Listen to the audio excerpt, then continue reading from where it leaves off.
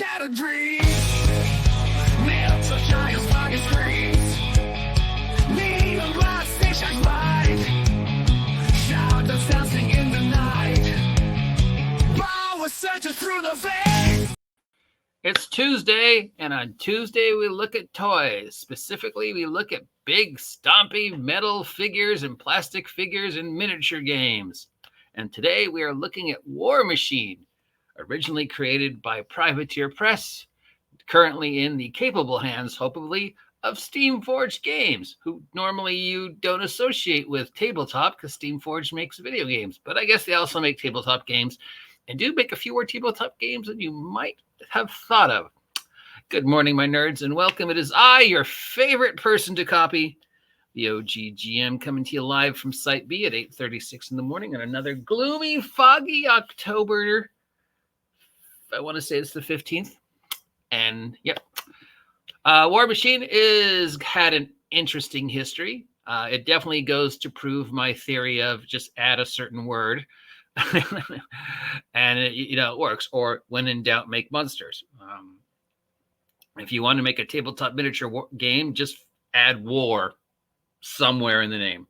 War Hamster, Warcraft, Warhammer, War Machine, War Lord, War Forged, War Figures, War Sandwich. Doesn't matter. Just war something. And that is just a good way to introduce into a tabletop miniature game.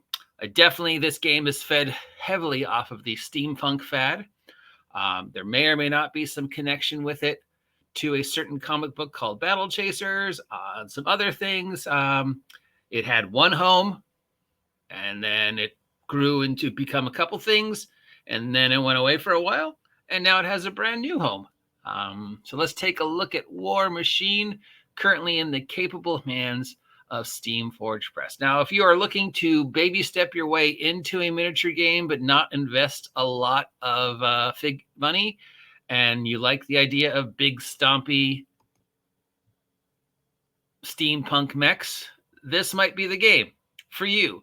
As opposed to Warhammer, it is much less of an investment. Pretty much all you need to run can be get in the starter sets. You require less of, you can play units with just 2 or 3 units. There's usually a main unit who is responsible for empowering the rest of the other units, like this guy right here, or this guy right here, a commander. And then the commander will sometimes have spells, and then you'll have your units, your 2 or 3 units. I had a Warmachine army that I played a few times. I don't remember which one it was. It might have been Signar.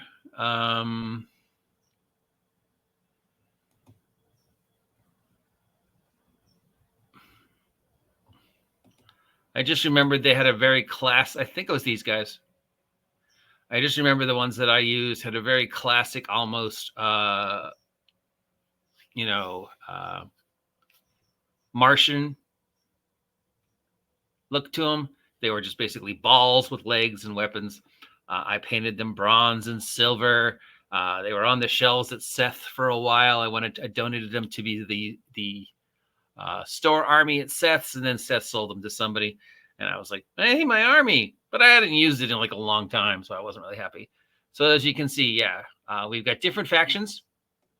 We've got the Cricks, who are definitely sort of your chaosy looking dudes. Here we go. He's got his undead armor. He's got his little skull floating in a soup of some kind that powers him. He's got Eldritch looking thing. This is probably a commander. Like I said, you get a commander, and then you cut a couple units, and everything you need to play, it could just be that. You could just be the starter set and be perfectly fine. It's not like Warhammer where you have to buy hundreds of different miniatures and stuff like that. Your total investment could be $30, $40, $50, and that's all you need. You get the commander, who usually has a couple spells that are on cards, and he uses those spells to empower his units, and then you get 2 or 3 units, and that's pretty much all you need. If you want to buy more units and play larger points, or just different lords with different powers, you can, but you didn't really need to. Like I said, pretty much when we played Warmachine, at Seth's, we all just bought a starter set of the units we liked and played it for a couple times. And we really liked it. We liked the idea that there were spells that you could interchange on the little cards that would change the outcomes. We liked the fact that it was small and reasonably priced. The figures were impossible to put together at first. That was one of the main complaints with Privateer Press had it. Now I'm assuming they're a lot easier to put together in the current days. So yeah, here's another commander. Definitely a sort of a cyber witch. Not a scene, we've seen this kind of look before. It definitely feeds heavily off of the steampunk, arcane punk fad. Obviously some homage to Warhammer and games like that. So there was the Crix, the Signar, Dusk, who I believe were like the elves. There was a second game these guys did called Hordes, which is much more fantasy based. And instead of like mechs, you had giants. The Dusk looked like they're leftover from that, or demons or trolls. I had a troll army when we played Hordes, which I painted up, which looked pretty good. Again, donated it to the store to be the store army. And again, Seth sold it, which was fine because, I ended up getting stuff out of it. And I was happy to help the store. So this looks like more like it was a leftover from the Hordes. But again, it's like we've got some elves and you've got your commander and you've got your units. And even though you feel like, hey, wait, how it is a bunch of guys on ponies stand up to a bunch of big stomping mechs. It was like, well, the whole point of the game was that it was much more balanced and much easier to play for a beginner. So your guys on ponies could stand toe-to-toe with the mechs. It was just, big stomping mechs versus machines. And we have the Khador. I remember the Khador was really popular. Everybody really liked these guys. These are definitely like the go-to. Everybody liked the story about them. They're sort of the human-centric good guys, I guess. They definitely had a European theme to them. I mean, here's a girl riding a bear. Definitely, World War II Russia feel about them. Much more down to earth. The mechs looked like something that would be cobbled together. Much more Weird War II. So Khador was really popular amongst people who played the game. So these are so you get different units. You get the Chimera. I'm probably saying these all wrong.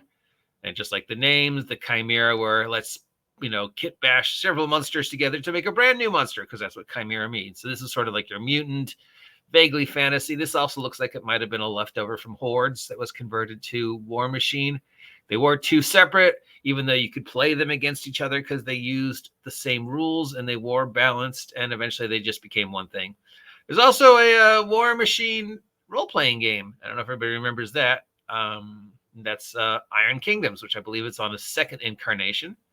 The first incarnation used the exact same rules that the miniatures used and tried to convert it to an RPG.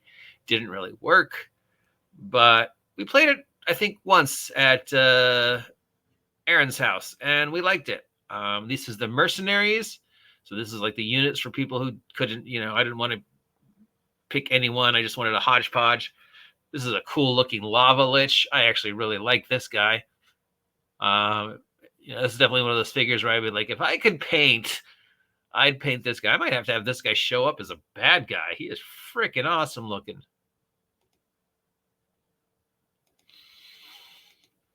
So yeah, Lava Lich as one of the mercenary commanders. The mercenary commanders was more about like, small units of individuals. Here we've got sort of a Doomstalker looking dude. Here we've got like maybe a paladin.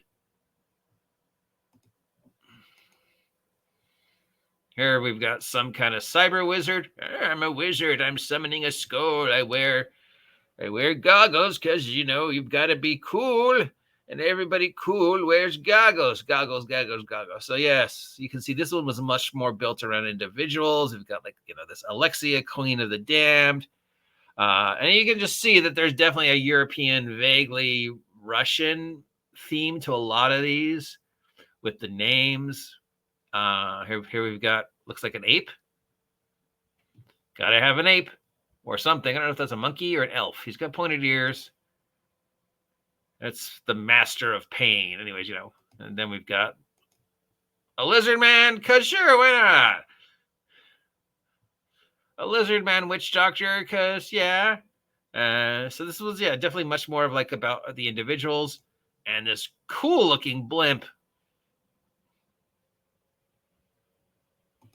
To different units. Again, just pretty awesome stuff. It was a simple game. It just used D6s. Here's the Ogarth, which I believe are the ogres. Another vaguely fantasy, more D&D-esque unit. Looks like this might also have been a leftover from Hordes. As again, Hordes and Warmachine were separate lines of figures, but they used the same rule set, and you could interchange them. You could have a Warmachine unit fight against a Hordes unit, and it was fine. And then I think they eventually just got rid of Hordes, and they all just became Warmachine again. And then I think Steamforged is doing them all as just one. So here's some kind of ogre rhinoceros that has been militarized, because yes, that is something we do. It's not dangerous enough. Let's put weapons on it just in case it gets free. Here's some kind of like armored minotaur troll looking kind of thing. This is more realistic. I can see, arming up a troll like this. I don't know if you'd put guns on a troll.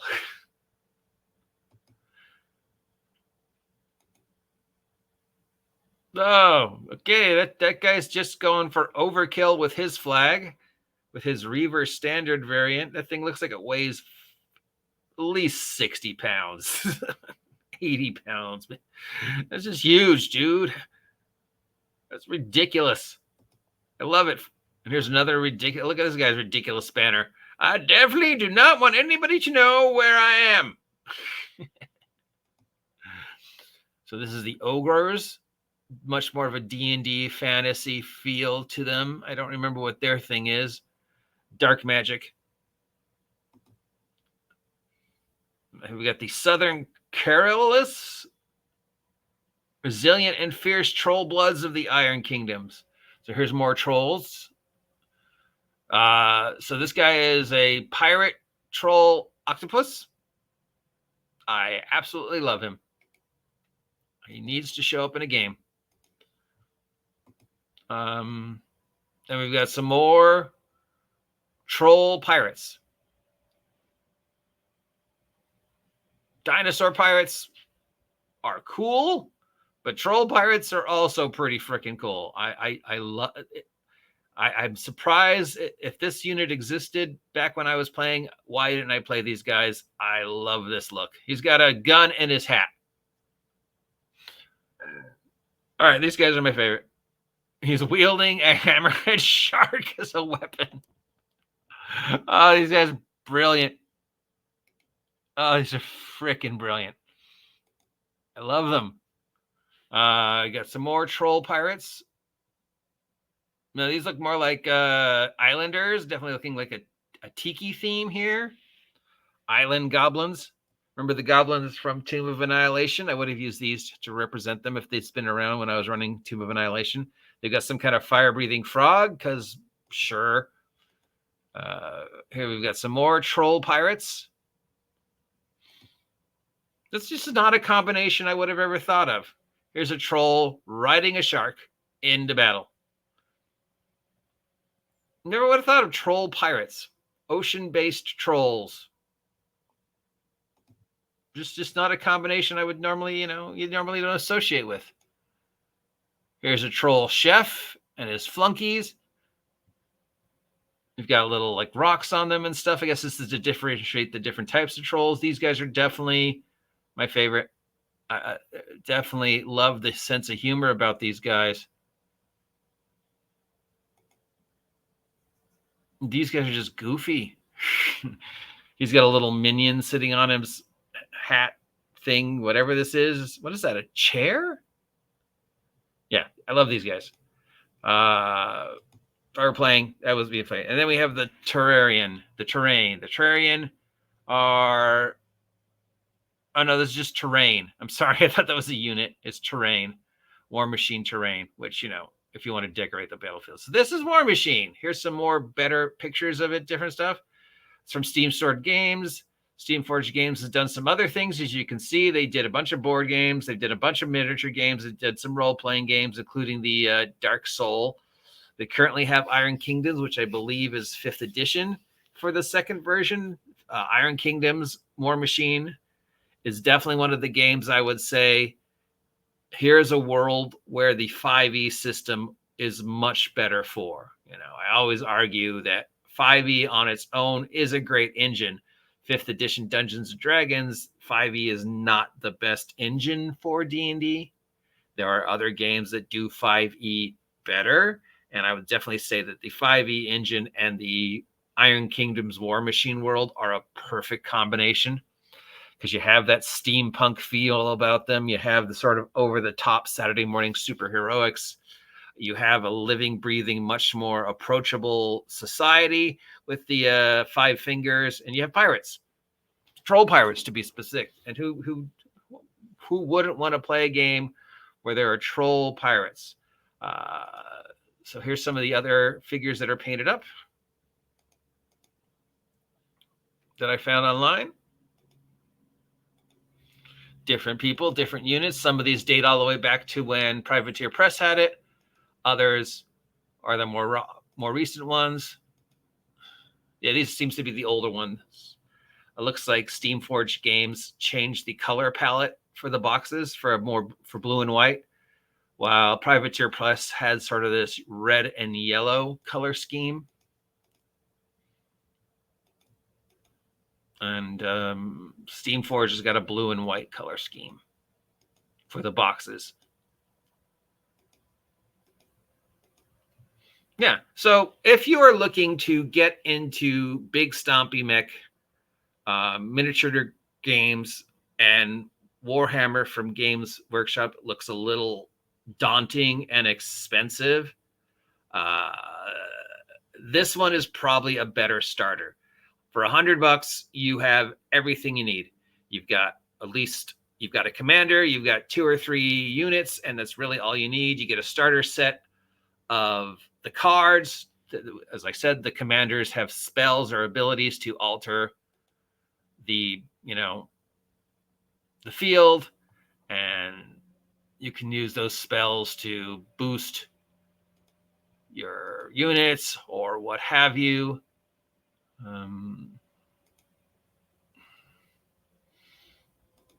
And then, yeah, all you need is 2 or 3 units, a commander, maybe a piece of terrain that is specific to your units, and there you go. So, yeah, I would definitely say of the miniature games I've played, that is a great introduction one. There's probably even better introduction to miniature gaming ones that we're going to look at, games like Gloomhaven or Frostgrave or whatever, which exist in that weird nebulous, it's not a board game, it's not a role-playing game, it's something else.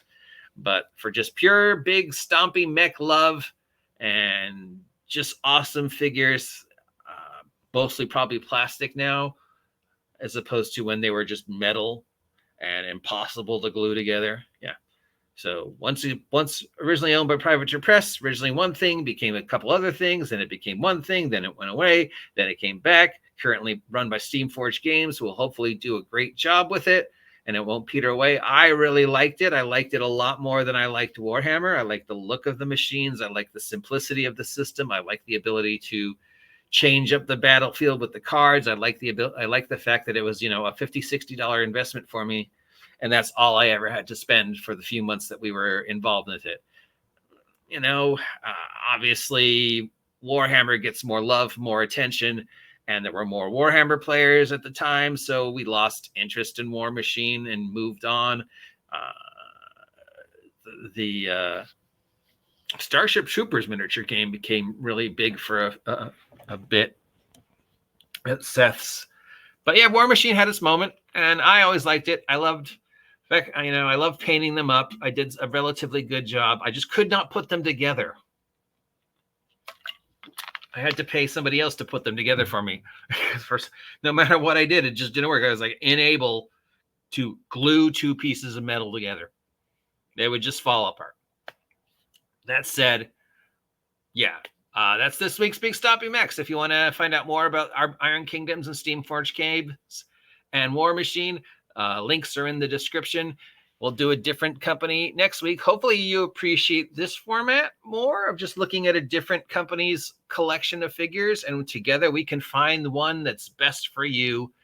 If that's something you're interested in, you can use the figures with your role-playing game, or you can be like, no, my role-playing game and my figure playing are completely separate.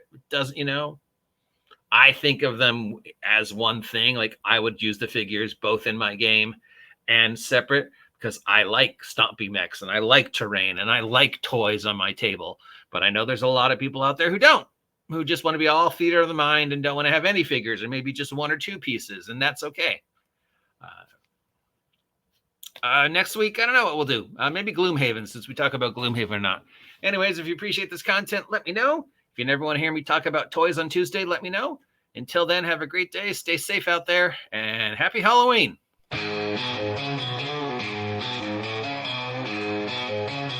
City light, shattered dreams. Melts a giant's fucking screams. Neon glass stations bright. Shadows dancing in the night. Power searches through the veil.